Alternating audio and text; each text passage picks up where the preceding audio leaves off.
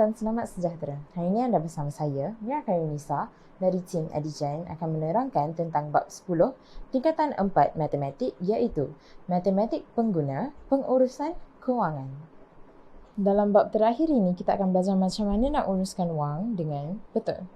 Pengurusan wang mestilah teliti macam mana kita main catur.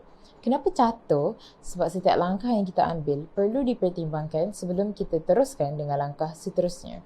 Dengan ini kita dapatlah bebaskan diri daripada bebanan hutang. Pada akhir bab ini anda akan mencapai dua objektif iaitu menghuraikan proses pengurusan wang yang berkesan dan efektif. Kedua ialah membina dan membentang pelan kewangan peribadi untuk mencapai matlamat anda, matlamat jangka masa pendek dan jangka masa panjang. Mari kita teruskan dengan topik pertama yang akan dihuraikan oleh Zulaikha, topik kedua oleh Fauzan. Mari kita lihat topik yang pertama. Pengurusan kewangan merupakan suatu proses yang melibatkan penggunaan wang daripada sumber pendapatan kepada simpanan, perbelanjaan, pelaburan dan perlindungan. Terdapat 5 langkah dalam proses pengurusan kewangan. Langkah yang pertama ialah dengan menetapkan matlamat kewangan. Ianya terbahagi kepada dua, iaitu jangka masa panjang untuk jumlah yang besar dan jangka masa pendek untuk jumlah yang kecil. Matlamat jangka masa pendek merupakan sebuah matlamat yang ingin dicapai kurang daripada setahun dalam jumlah amaun yang kecil. Sebagai contoh, beg, buku, baju dan telefon. Manakala, matlamat untuk jangka masa panjang merupakan sebuah matlamat yang mengambil masa lebih daripada 5 tahun yang melibatkan jumlah amaun yang besar. Sebagai contoh, pembelian rumah, pelaburan dan sebagainya.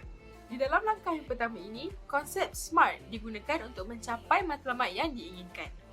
S adalah spesifik iaitu khusus. M adalah measurable, boleh diukur. A adalah attainable, boleh dicapai. R adalah realistik, bersifat realistik. Dan akhir sekali T, time bound, iaitu tempoh masa. Langkah yang kedua ialah menilai kedudukan kewangan. Terdapat dua perkara yang sangat penting untuk menilai kedudukan kewangan. Yang pertama ialah aset. Sebagai contoh, rumah, amanah tunai, amanah saham dan saham syarikat. Yang kedua pula ialah liability. Sebagai contoh, pinjaman bank dan hutang kad kredit. Langkah yang ketiga ialah dengan mewujudkan pelan kewangan. Terdapat dua komponen yang penting iaitu sumber pendapatan yang pendapatan aktif ataupun pasif dan juga sumber perbelanjaan tidak kira perbelanjaan tetap ataupun tidak tetap. Langkah yang keempat ialah melaksanakan pelan kewangan. Dalam melaksanakan pelan kewangan, seseorang itu haruslah pandai mengubah dan membandingkan antara dua komponen yang penting, iaitu perbelanjaan bulanan dirancang. Ianya sebuah jumlah yang telah ditetapkan oleh seseorang untuk berbelanja. Manakala, perbelanjaan sebenar ialah jumlah yang telah dibelanjakan oleh seseorang itu. Langkah yang terakhir iaitu langkah yang kelima ialah mengkaji semula dan menyemak kemajuan untuk memastikan aliran tunai sentiasa positif. Di sini saya akan bantu adik-adik dalam melaksanakan konsep SMART. Mari kita ambil contoh Cik Farisha. Beliau ingin membeli sebuah komputer yang bernilai RM3,000. Tetapi gaji sebulan beliau adalah juga RM3,000. Oleh itu, beliau bercadang untuk menyimpan sebanyak RM300 sebulan selama 10 bulan untuk mencapai matlamatnya. Cik Farisha ingin membeli sebuah komputer riba. Measurable. Komputer riba tersebut berharga RM3,000 yang mana Cik Farisha perlu menyimpan sebanyak RM300 sebulan untuk 10 bulan untuk mencapai matlamatnya. Attainable. Cik Farisha boleh mencapai simpanan sebanyak RM300 daripada pendapatan yang sebenar iaitu RM3,000. Realistik. RM300 hanyalah 10% daripada jumlah pendapatannya iaitu RM3,000. Akhir sekali, time bound. 10 bulan adalah cukup untuk menyimpan RM3,000 dengan simpanan RM300 sebulan. Kembali bersama saya, Fauzan, dalam bab 10 topik kedua. Di dalam seseorang merancang kewangan, terdapat beberapa perkara yang perlu dikenal pasti, sama ada perancangan tersebut adalah untuk perancangan jangka masa panjang atau perancangan kewangan bagi jangka masa pendek. Terdapat perkara lain perlu disertakan juga seperti sumber pendapatan yang diperoleh dan perbelanjaannya. Tambahan juga 10% daripada sumber pendapatan perlu ditolak agar ia menjadi simpanan sendirian, dan ini juga supaya ia tidak bercampur dengan perbelanjaan tetap dan tidak tetap. Bagi seseorang yang ingin merancang kewangannya, dia perlu sentiasa menilai kewangannya kerana sumber pendapatan tidak tetap setiap masa. Ada kalanya menaik, ada kalanya menurun. Kita akan teruskan dengan memahami soalan ini. Kita akan teruskan dengan contoh soalan.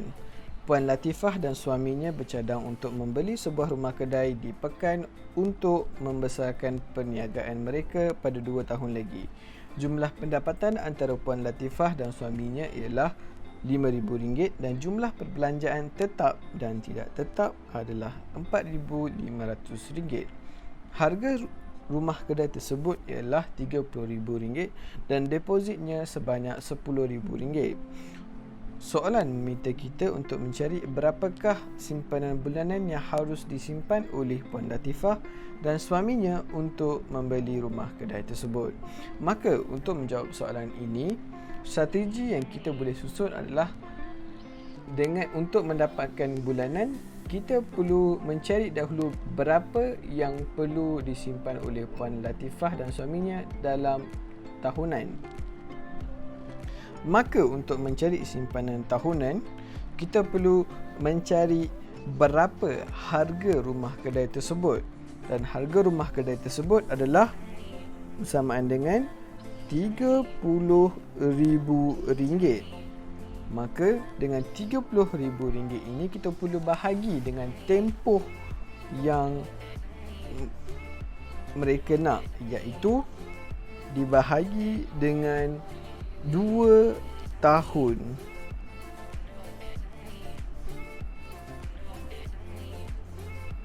Maka kita akan mendapat RM15,000 dalam masa setahun.